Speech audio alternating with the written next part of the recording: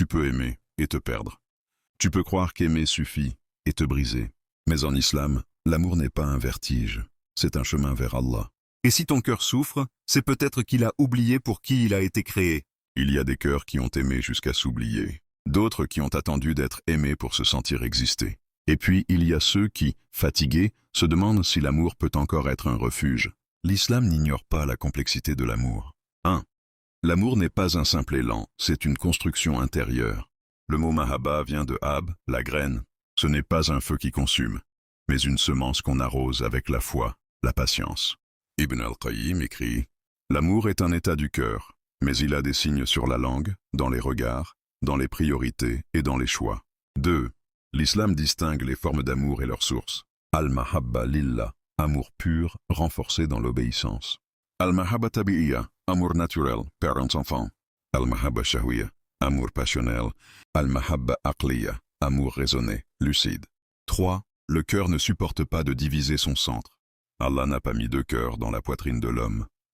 Quand l'amour d'une créature devient plus fort que la conscience d'Allah, la souffrance commence. 4.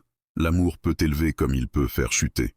Celui qui aime reste chaste, cache son amour et en meurt martyr. 5. Le mariage ne suffit pas à guérir un cœur blessé. Et il a mis entre vous de l'affection et de la miséricorde. Surat Ar-Rum, verset 30-21. Celui qui ne s'aime pas lui-même ne peut pas aimer sans faire du mal.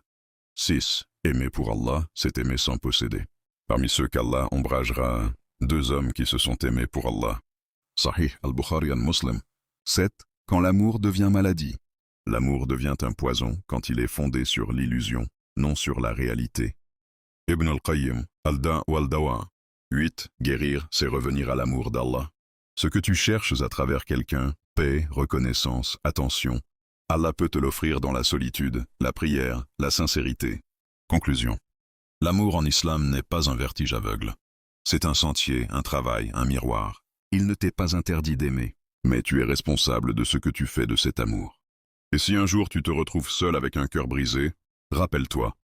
Le cœur a été créé pour être brisé par les créatures et réparé uniquement par le Créateur.